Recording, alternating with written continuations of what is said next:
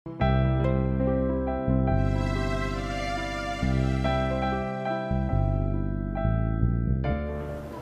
অভিনয় নিয়ে ধারাবাহিক আলোচনা করছিলাম। আজ আমাদের আলোচনার বিষয় অভিনেতার প্রস্তুতি, অর্থাৎ একজন অভিনয় শিল্পী কিভাবে অভিনয়ের জন্য প্রস্তুত হবেন। একজন চিত্রশিল্পী যেমন ছবি আঁকার আগে তার ক্যানভাসটি রেডি করেন, তার রং তুলি এসব প্রস্তুত করেন, কিংবা একজন আর্কিটেক্ট তিনি একটা বিল্ডিং তৈরির আগে যেমন তার রড, সিমেন্ট, বালি বা ডিজাইন এই সব কিছু প্রস্তুত করেন, তো তেমনি একজন অভিনেতাকেও অভিনয় শুরুর আগে তার কিছু এলিমেন্ট, উপাদান সেগুলোকে তিনি তৈরি করে নেন।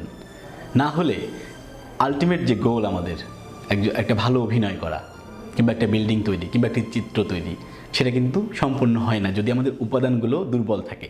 তো এই উপাদানগুলো কি আসলে একজন অভিনেতার নিজের বলতে কি আছে? অভিনেতার সম্বল হলো তার দেহ বা শরীর এবং তার কণ্ঠস্বর। এই দুটি জিনিস তার নিজের এই দুটি জিনিসের উপর যখন তার সম্পূর্ণ দক্ষতা আসে, সম্পূর্ণ আয়ত্ত করে ফেলেন, এই দুটি জিনিসকে নিজের কন্ট্রোলে নিয়ে আসেন, নিজের মতো করে তিনি ব্যবহার করতে পারেন, তখন তিনি যেমন খুশি তেমন অভিনয় করাটা তার পক্ষে সম্ভব হয়।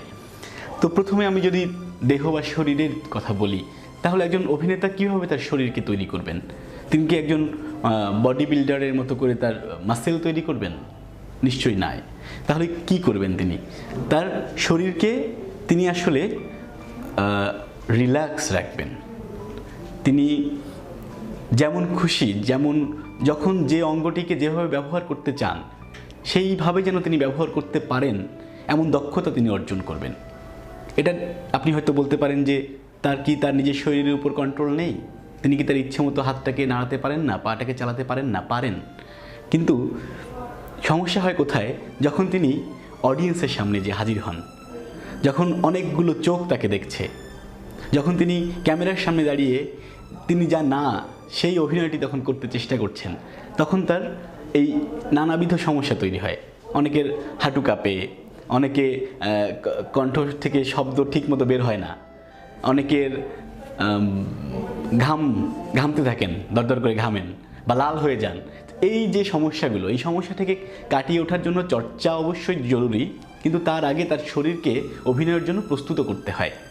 আমরা দেহকে কিভাবে প্রস্তুত করব? আমাদের থিয়েটারে যেমন হয় কিছু এক্সারসাইজ আছে, হেড টু টো যেটাকে আমরা বলি, মাথা থেকে পায়ের আঙুল পর্যন্ত কিছু ব্যায়াম, রেগুলার এটা প্র্যাকটিস করতে হয়। এটা করতে করতে আপনার শরীরের উপর এক ধরনের কন্ট্রোল চলে আসবে। আর আরও কিছু ব্যাপার আছে, যেমন ধরুন আপনি রোমান একটা নাটকের অভিনয় করছেন, যেখানে বুল ফাইটের একটা দৃশ্য হয়তো আপনাকে করতে হবে, কিংবা হয়তো আপনি তলোয়ার দিয়ে একটা যুদ্ধ করবেন, যুদ্ধের একটা দৃশ্য, কিংবা হয়তো আমাদের দেশীয় লাঠি খেলা বা লাঠি নিয়ে চর দখলের একটা দৃশ্যে আপনাকে অভিনয় করতে হবে। কিন্তু আপনি তো এই লাঠির সঙ্গে বা এই সোর্ডের সঙ্গে সেভাবে হ্যাবিচুয়েটেড না। তাহলে আপনাকে কি করতে হয়? এই জিনিসগুলোকে আয়ত্ত করতে হবে। তো এই জন্য আমরা এক্সারসাইজ করব, আমরা এই ধরনের কিছু লাঠি খেলা বা তলোয়ার খেলা শিখতে পারি, আমরা ডান্স করতে পারি। ডান্স অত্যন্ত নৃত্য, আপনাকে প্রফেশনাল নৃত্যশিল্পী হতে হবে না, কিন্তু নৃত্যের যে কৌশলগুলো আছে সেগুলো আপনাকে অর্জন করতে হবে। তাহলে আপনার যেটা হবে, শরীরের প্রতি আপনার একটা কন্ট্রোল চলে আসবে। তখন আপনি চাইলেই কোনো একটা ক্রিয়ার তাৎক্ষণিক একটা প্রতিক্রিয়া আপনার শরীর দিয়ে করতে পারবেন সহজেই। এরপরে যেটা কণ্ঠ নিয়ে আমরা কি করব? কণ্ঠের জন্য আমাদের যেমন এক একটা চরিত্রকে এক এক রকম কণ্ঠস্বরের অধিকারী করে তোলা হয়। অনেক সময় ভাঙা ভাঙা কণ্ঠস্বর শুনি, কিংবা হয়তো খুব মোলায়েম কণ্ঠস্বর, খুব ভারী কণ্ঠস্বর, বেস থেকে অনেকে কথা বলেন অনেক চরিত্র, কিংবা কর্কশ কণ্ঠের অনেকগুলো রকম ফের আছে। তো এই জিনিসগুলোকে আপনি যখন আয়ত্ত করে ফেলবেন, তখন আপনি যে কোনো চরিত্রকে খুব সহজে পোট্রে করতে পারবেন। তাহলে আমাদের শরীর এবং কণ্ঠস্বর এই দুটিকে প্রতিনিয়ত চর্চার মধ্য দিয়ে একজন অভিনেতা অভিনয় উপযোগী করে তুলতে হবে। এরপরে আমরা যদি বলি, অভিনয়ের জন্য 3টি চ্যালেঞ্জ রয়েছে। মানে একজন অভিনয় শিল্পী অভিনয় করতে গেলে তার 3টি জিনিসকে সমন্বয় করতে হয়, 3টি